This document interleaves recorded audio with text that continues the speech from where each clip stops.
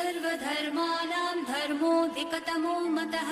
यद्भक्त्या पुण्डरीकाक्षं स्तवैरर्चयन्नरः सदा परमं यो महत्तेजः परमं यो महत्तपः परमं यो महद्ब्रह्म परमं यः परायणम् पवित्राणां पवित्रं यो मङ्गलानां च मङ्गलम् दैवतं देवतानां च भूतानां यो व्ययः पिता यतः सर्वाणि भूतानि भवन्त्यादियुगागमे यस्मिन् च प्रलयं यान्ति पुनरेव युगक्षये तस्य लोकप्रधानस्य जगन्नाथस्य भूपते विष्णोर्नाम सहस्रं मे शृणु पापभयापहम् यानि नामानि गौणानि विख्यातानि महात्मनः